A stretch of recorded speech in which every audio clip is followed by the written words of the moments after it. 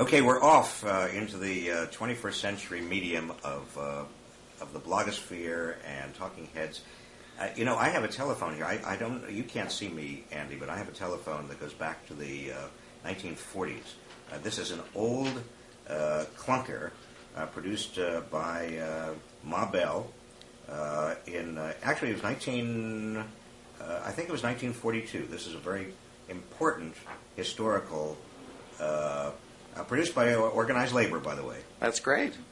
A solid phone, heavy, good, solid phone. It's funny. I just saw something that said that I think 20% of Americans now don't have a home phone. So I think that is part of, what's happening here in our country is that we've gone from the clunkers of 42 to, something that we wear on our ears, and it's probably symbolic of, what's happening to workers in this country.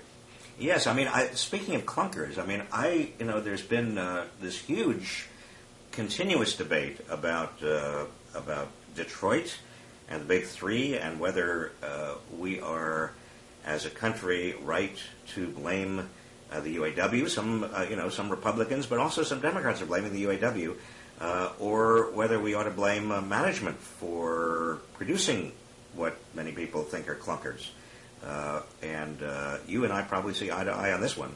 Well, the first thing I think everybody owes General Motors and UAW a certain amount of credit because, as you're aware, we wouldn't have employee-based health care, we wouldn't have employer-based pension plans, and we probably wouldn't have a middle class if in the 40s and 50s and 60s, industrial unions hadn't set a standard where, you had a job, and particularly a union job, you could own a home, raise a family, and live the American dream. And so, I think there's no credit for that, and I think there's no real appreciation of the fact that America has failed, the American government has failed American workers because we don't have a universal health care system, which makes our companies less competitive. And then having said that, obviously, we have an auto industry that has really been slow to the mark in terms of, building the cars that people needed and wanted in the long run, not just the cars they wanted today. And here we are. How does that change, Andy? I am obviously enormously sympathetic to the UAW's argument. I don't want, Corker came up with that idea as a part of the so-called bailout that the Senate was considering last week to bring UAW wages down to the average wages for the non-unionized auto workers in America, which is absurd. That's going in the wrong direction. What you want to do is bring everybody up instead of everybody down. But let's assume that there is a auto bailout of the Big Three.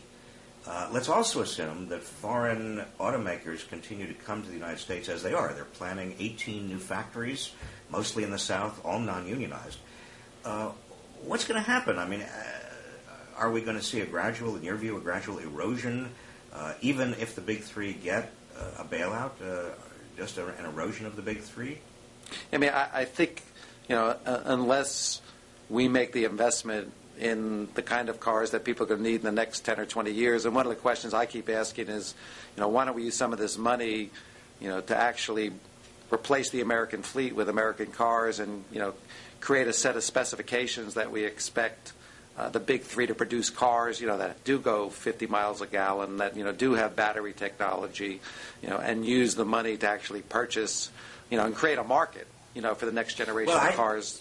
I completely agree with that. But here's the thing. If you got the same management as you had last year, the year before, the last 10, 20 years, and you've got the same investors demanding relatively short-term returns, how do you get a new generation of American cars that really do everything we want those cars to do and be competitive and attract American consumers back to U.S.-made cars as opposed to foreign-made cars made in the United States? Well, I think there has to be a shakeup in management. You just can't keep failing and being rewarded, although it seems to work pretty well in Citigroup and some other AIG and other places. But I was just about to say, the Citigroup model is you keep everybody on board and you don't shake anybody up. Exactly. So, I just think we have a real double standard here, obviously, in terms of how we treat, people, of one economic grouping versus another, and to make the auto workers get down to $14 an hour, which is probably the tip money for the AIG and the Citigroup executives, is totally out of proportion. But the truth is, those workers are going to pay the price unless they have a management that can actually build the cars we need. And I would just say, we've seen the geniuses of private equity, come in, take over Chrysler, Cerberus, and then they bring Bob Nardelli, who was somewhat of an embarrassment at the end at Home Depot. He obviously has been unable to make the changes. We have an entrenched management at GM that I just think is part of the problem, not part of the solution. So I do think we're at a critical moment, and they are going to need someone who's ready to build decent cars, stop suing the states over emission standards, and start working with the government about how we not only raise emission standards, but how we build the cars that can meet those emission standards. Because in the end, that's all this is about. I agree with you, Andy. I think the where I get hung up, though, is that the big three with the current management, I think you're right. I think it's got to be new management. That ought to be one condition for getting any government help in terms of restructuring. And I do believe, I don't know if you believe, but I believe that every stakeholder has got to take at least something of a haircut. I realize the UAW has already taken a big haircut in last year's contract negotiations. But the major creditors are going to have to take some, and the executives are going to have to take some, and maybe UAW may have to take a little bit more. I think, Bob, that they, I think I think it was unfortunate the way we did this was, to get Bob Corker, not necessarily, someone who probably cares more about his state and his company than his country here, to be the chief negotiator of, an ideological driven attempt here to solve this problem. I think an AutoZar would have done a lot better, a responsible person who would have said to everybody there are sacrifices to make. And from what you can tell, obviously, GM and the auto workers were willing to make more sacrifices, but this wasn't about, as you said, everyone taking a haircut. It was about going to a point where, unfortunately, only 10% of the cost of autos, are wages. So even if they took another 20% cut, it's really not solving the problem. As you said, it's new management. It's about everybody getting together. The UAW was obviously ready to do that. I didn't see the bondholders. I didn't see the suppliers. I didn't see the dealers, sitting at the table being demanded that they take their fair share. No, that's right. But Andy, let's look to the longer term. Suppose that we really do get affordable universal health insurance. It is taken, everybody gets it. It is no longer a competitive disadvantage for big companies that are doing what they should be doing. Let's assume we also get an energy policy and an environmental policy that makes it much more efficient and much more possible for not only automakers but for all producers to come out with goods and services that really are sustainable in the broad sense of the word sustainable.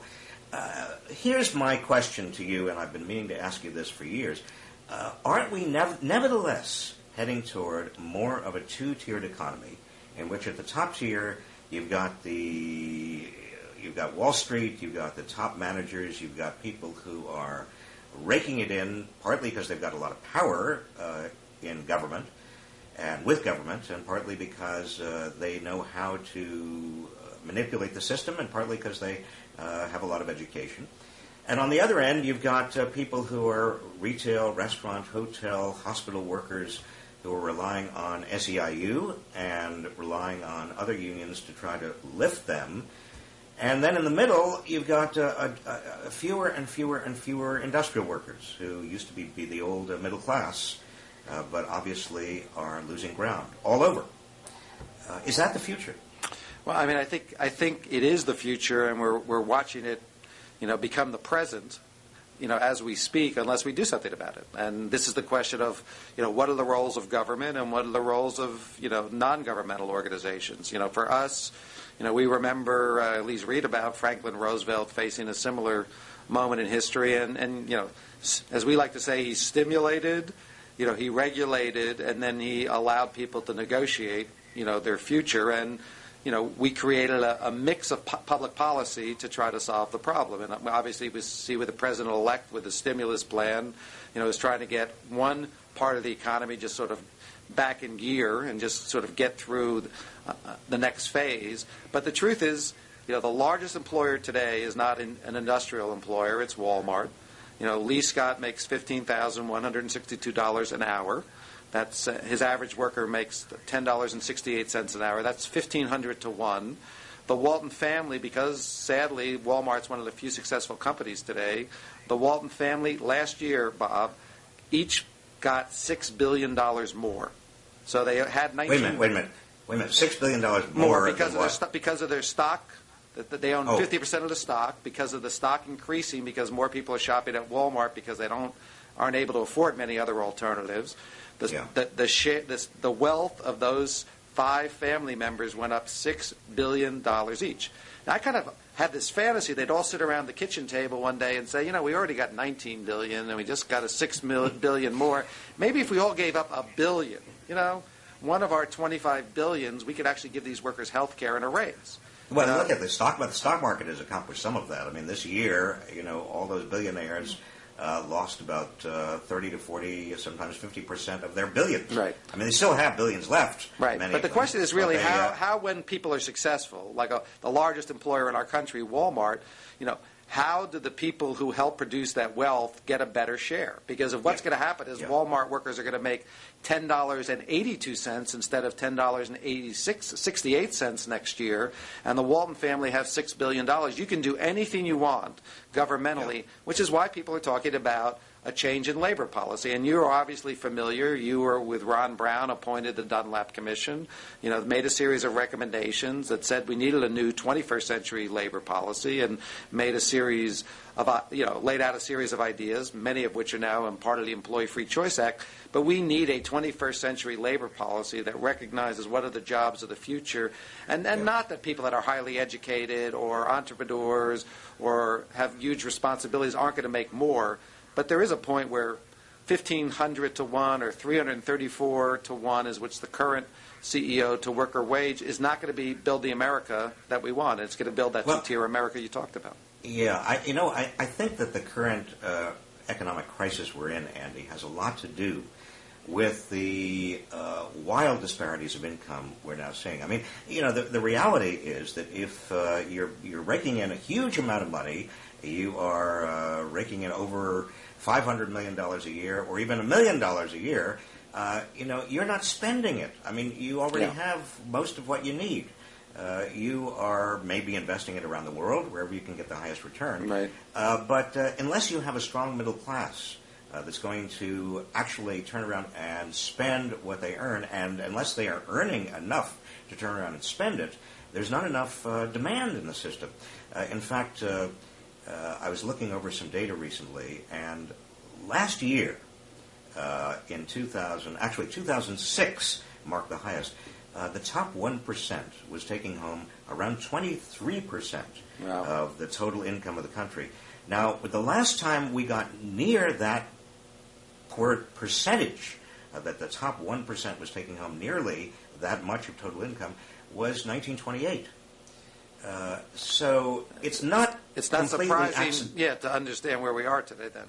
No, it's not completely accidental. I mean, I think that we all have a stake. It's not just low-wage workers, but middle-wage workers and even higher wage workers have a stake in making sure that we have a more equitable distribution of income, because otherwise there's not going to be enough aggregate demand in the system to buy all the goods and services that have to be bought to keep people employed and keep the economy going.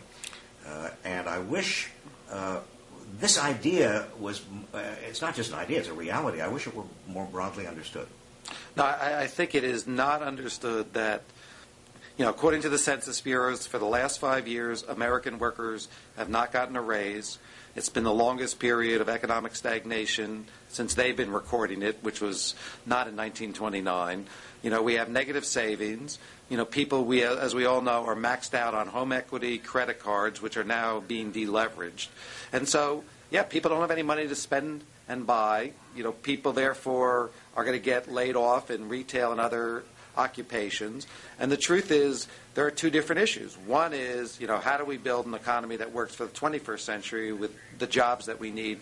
But two is, how do we deal with a Walmart where the CEO and the shareholders, particularly 5 family members, are taking a huge proportion of the success, and the workers are left, barely able to survive, and then the government is paying for part of the workers' health care. It is just an unsustainable way if the people don't have money to spend. Henry Ford got it right. You got to buy the cars. Yeah, well, see, I think the two issues you raise are actually part of the same big issue. A lot of people in the Bush administration believe, and a lot of conservative economists, believe that the fundamental problem today is the freezing of the credit market. They see this as a supply-side problem. They say if you unfreeze credit markets, if you make money more available, this is what Ben Bernanke is doing, essentially, and this is what Hank Paulson is doing. You flood the entire economy with liquidity, then people will start buying again. What they're not looking at is the demand side of the economy. People are not going to borrow if they are already at the end of their ropes, if they can't afford more borrowing charges.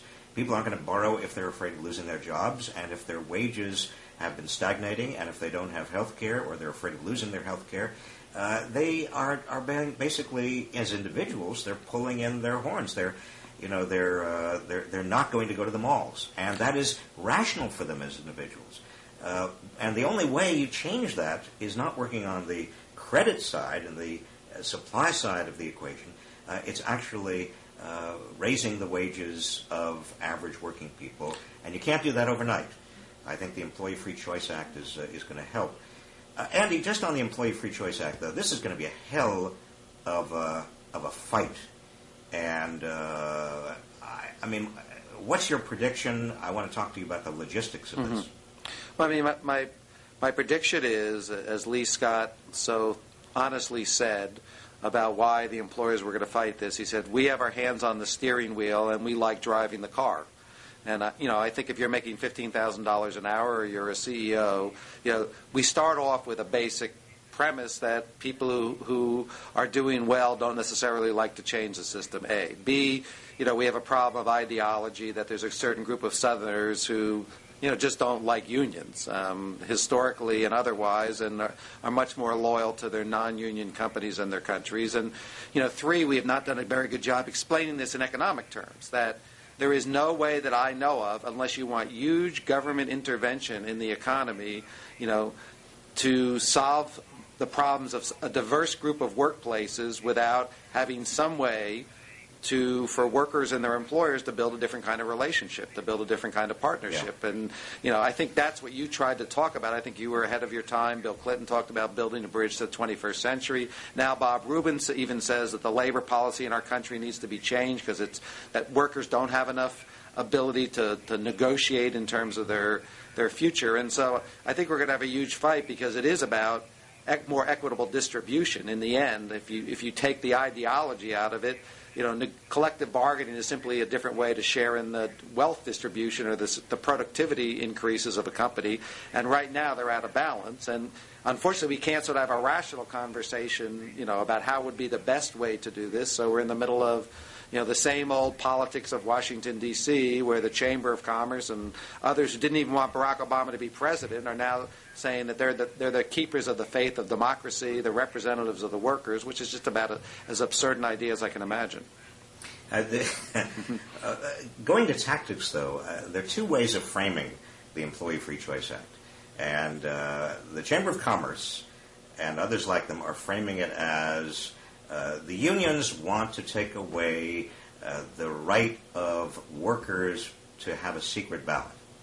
The other way of framing it is the way that I certainly frame it when I talk about the issue, and I think you do, and that is the whole question here is to prevent employers from doing what they've done for years, and that is use coercion and intimidation and fire workers that want to form unions and allow the large number, very, very large percentage of workers who don't now have unions to actually form unions. Now,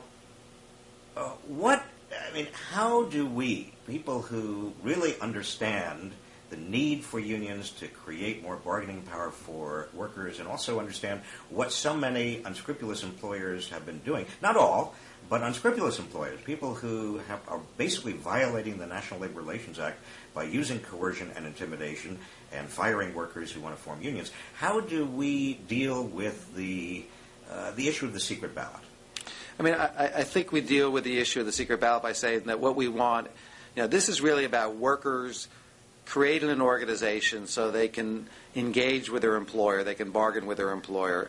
And the question really is, whose choice about how to form the organization is this, the employers or the workers? What makes this different than a political election, Bob, is that in a political election we're deciding, do we want a Republican congressman or do we want a Democratic congressman? We're not deciding, do we want Congress? That's been decided. What workers are trying to do is decide whether or not they want a representative so they can now engage with their employer. So it's a very different situation. What workers find themselves in is the same situation you find in third world dictatorships, where people who are pro-democracy are trying to get the right to have representation, and the people in power are suppressing them.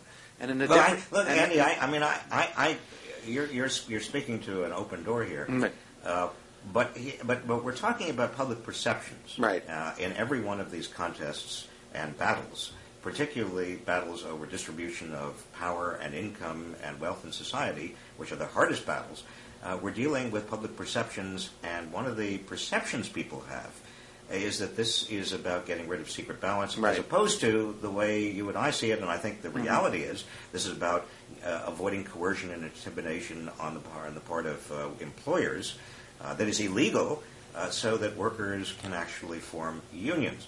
Now, what about a program that raises dramatically the penalties on employers for coercion, intimidation, and for firing workers illegally who want to form unions? I mean, the penalties now are basically slaps on the wrist. Yeah, if they were criminalized, we'd have a very interesting situation. If all of a sudden it was a crime, not just an administrative problem, if you actually fired workers illegally. And it is true that 30% of organizing drives, workers are fired. This is not some rare, isolated occurrence. 92% of workers, if you don't go to a private meeting, with your employer, get fired. This is, the most coercive type of behavior. When we deal with issues appropriately of sexual harassment in the workplace, the law recognizes the employer has an inherent powerful position, and things that might be okay outside the workplace are absolutely improper inside the workplace, and understandably so. But we don't get the same sort of perception that when your employer calls you in and says, I think it's really a bad idea for your career to have a union, that the power relationship is so great here, and that people do get fired, they do lose their jobs, they do end their careers frequently. Only 20% of workers who start an organizing drive, where a majority of people sign up, ever get a contract because of all the coercive behavior. So absolutely we need to increase the penalties. Absolutely, as you recommended, or the Commission recommended to you in the Dunlap Commission, we need to find a way to get a first contract so we start this relationship without conflict. And clearly we need to find a different way for workers who want to have an organization to get that organization independent of the employers. Yeah, we were working on this 16 years ago, 15 years ago. You've been working on it probably many more years than that. And the question is, with a Democratic Congress and almost maybe 59, 58 votes in the Senate, Democratic votes, and a Democratic president, can we get it done this time? As you recall, when Bill Clinton came to office in 1993, we had a Democratic Congress, and Bill Clinton, I think, tried. I certainly tried. Sure. You tried. Others tried. But we did not get labor law reform. What do you think of the chances? Well, I'd say, Bob, there were a number of things that really were right but not ripe, if you know what I mean, in 1993. It was right that we passed a universal health care plan, but clearly, the time wasn't ready for it.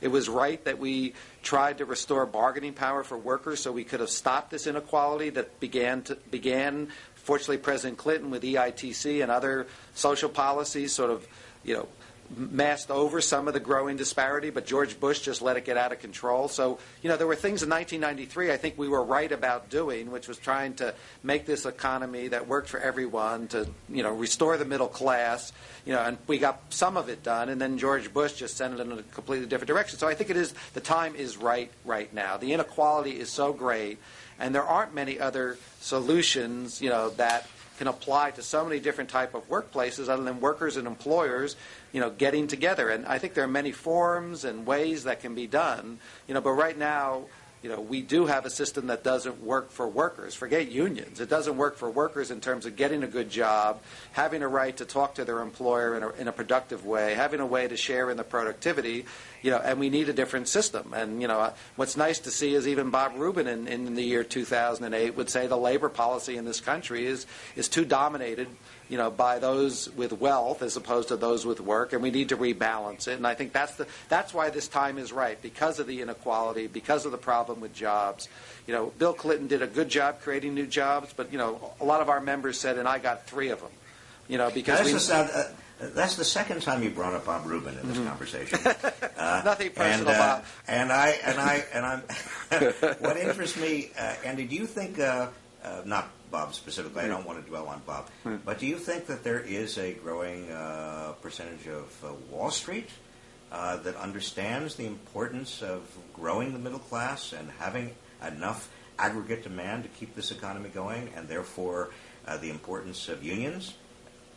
I would say the first 2 is clearly true. I think people appreciate, whether you're the insurance industry or people on Wall Street, without demand, without people with having health care, there's no business model that works in America. If people don't purchase and spend money, and that means they have to get a raise because right now they have too much debt and not enough income, we are not going to solve this economic problem by creating, more $10 an hour jobs and people who are maxed out on credit cards. So, yes, I think that's true. I think people are beginning to realize that we need a different labor policy, that we don't necessarily want the government to solve every one of these problems. The business community very much rebels against what they would see as a European model, although I think it happens to work a lot better than the model we have right now, and I think we're seeing that as we speak. And so you have limited alternatives after that about how do you realign the power of people to share in the success of companies, and unions happen to be them. And, one of the issues that unions have to confront, and, we understand it now in the UAW, is there is an economy. Our employers do compete, and when the UAW is only the union of the big 3 and not the union of all auto workers, they put their employers at a competitive disadvantage. We understand we are not going to take one janitorial company or one security company in the middle of an urban area and raise their wages while competition's going to not keep those wages at the high level. And so there's a whole series of questions that would be an intelligent discussion to have, and I think you talked about it in the Dunlap Commission about sectoral relationships, about work councils, about other ways, that we all can begin to build an American partnership at work. But, right now this debate is driven by the ideological, extreme right wing, the Southern senators who, like their companies, non-union. And I just think if we don't get into a 21st century economy, and, as I said, President Clinton had the right sort of metaphor here if we're building a bridge to the 21st century. The problem is that, Bush and Cheney and the right wing blew the bridge up. Now we have a new president, at least come January 20th. And that new president is determined to build bridges and have a big stimulus package, building bridges and roads and a lot of other things. That stimulus package could be very large, Andy. Now, I don't want to give away any inside business, but it's conceivable that, and this has appeared in the newspaper, that stimulus package could be anywhere from $600 billion to maybe even $1 trillion over the 2 years, 2009 and 2010. Now, that stimulus package, combined with whatever happens with TARP, that is the Treasury's program to bail out Wall Street and maybe also bail out the auto industry, I mean, you're talking big money there. No, I think this is a chance. I mean, that's what people say. People always say, "Are you a little nervous about Barack Obama's moving to the center?" And I said, if this is the center, that we're going to spend this kind of money to stimulate our economy, that we're going to create green jobs, that we're going to fix our healthcare system, I'm a centrist. That's right. I've already been, I used to be considered to be a lefty, and now I'm sort of right of center when it comes to a lot of these issues. But how do you? I mean, if you had your druthers in terms of how this, let's say, $600 billion were spent, and what criteria ought to be guiding the spending of this money. And throw in TARP as well. What would be the criteria? I mean, you know, you're there. You're part of the inside economic team, not an outside advisor. What do you say in terms of building the middle class, helping average working people, not simply padding and feathering the nests and the pockets of people who are already well off? How do you do it? Well, you know, one is I think you have to solve the healthcare crisis in this year. You know, number one, there's no solution to our budget deficit without solving the healthcare crisis. Two, we know that the only job growth in America for the last 2 years has been in healthcare, and solving the healthcare crisis, as you can imagine, will create all kinds of jobs, not just in hospitals, but you know, jobs for family practitioners, for nurse practitioners, for people in doctors' offices, because it is a place where an increase in the spending in healthcare, or at least reassembling the spending in healthcare, will create more jobs.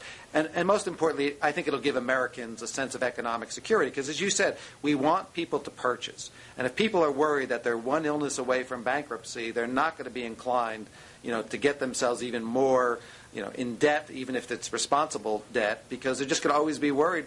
You know, what happens if I get sick? What happens if my family gets sick? So, we gotta get people calmed down, and we need to see that healthcare is a job growth area. You know, two is I think we gotta do things in infrastructure that are investments in the future, and I think we need to look at things like broadband as well. I just don't think we need to only look at, you know, the 20th century infrastructure. Yeah. You know, we need to look at the 21st century infrastructure, and people spend and shop and do lots of things online, and America has fallen way behind in terms of our, you know, our internet, telecommunication infrastructure, and we should use this moment.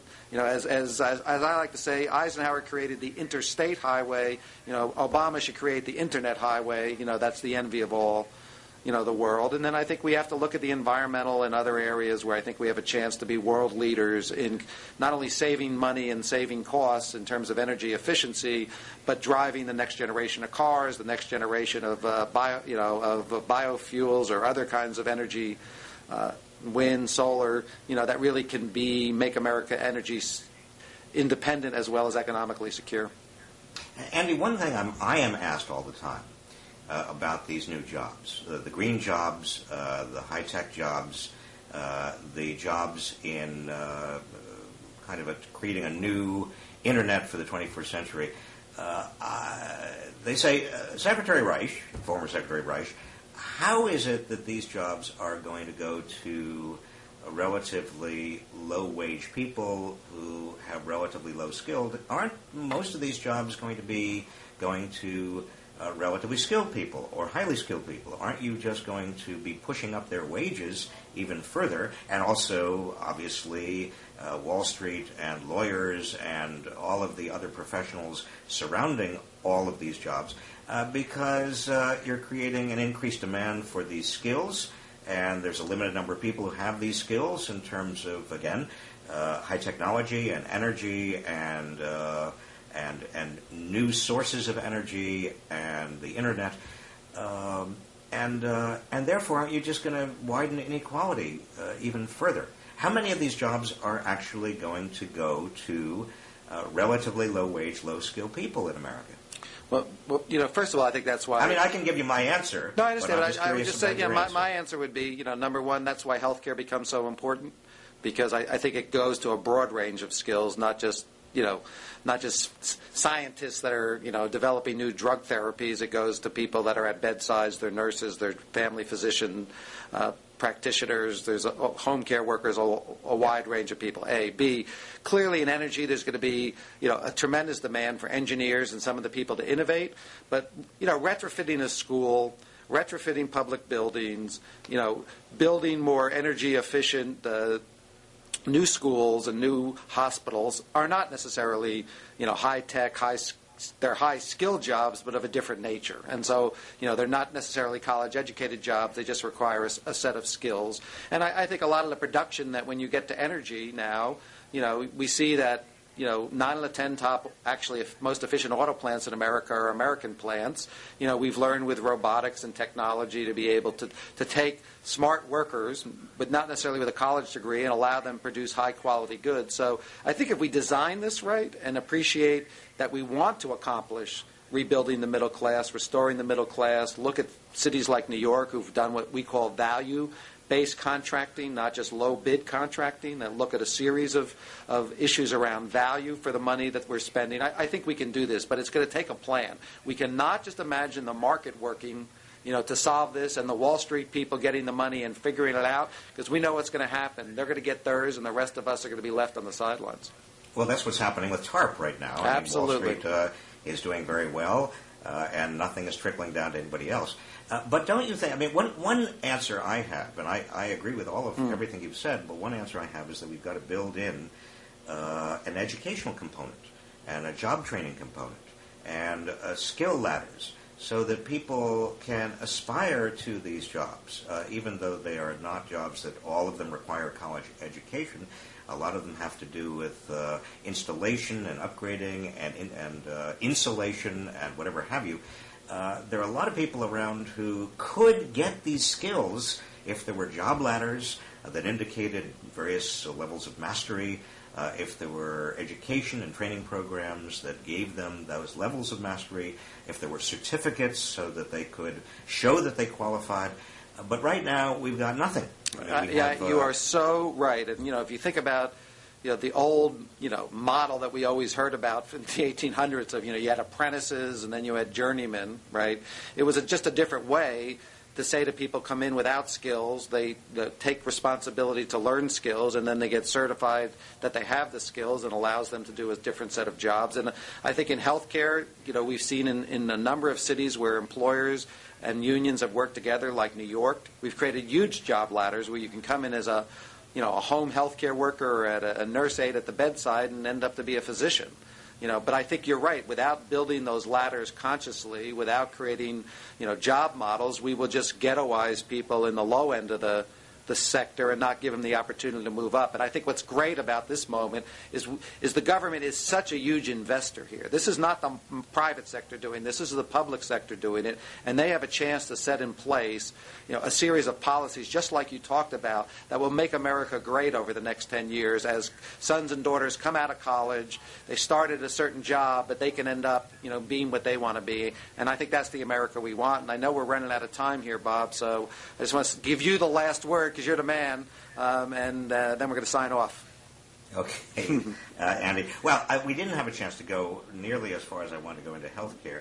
One thing that I want to just put a flag on, though, is that if we have one big stimulus package, that no matter how big, if it's regarded just as a stimulus package, and then the word is we've got to, when the economy gets better, you got to use all of the surpluses or anything else we have to pay the debt, and we can't do any more. Government can only do one big thing for, in 2009 or maybe 2010. Then healthcare becomes really a matter of cost control. That's almost all it is. And I think we've got to be thinking more imaginatively about an ongoing investment in healthcare to make sure that it is not just cost control, but it's also extends healthcare to all our people. I would just say, so Bob, that we are not going to solve the purchasing problems of Americans. We are not going to solve our budget deficits. We are not going to solve our economic problems, and we're not going to create jobs unless we deal with the healthcare issue as part of the plan, whether it's in the stimulus bill or not. We cannot wake up the day after the stimulus bill and say, oh my God, what are we going to do about health care? We will not solve this problem in the short run. We will not solve America's competitiveness problem in the long run. We will not create enough jobs that will be long-standing in our economy. And most importantly, we will not get the cost curve under control. If we don't get the cost curve under control for Medicare, Medicaid, and for private employers, this economy is going nowhere. Oh, yeah. There's no they're all interrelated. America needs one plan, and that's the subject of our next discussion, how we're going to fix this health care system. Thank you very much, Bob. I really appreciate the time. Well, Andy, thank you, too. Good to talk to you. Good to talk to you. Bye-bye.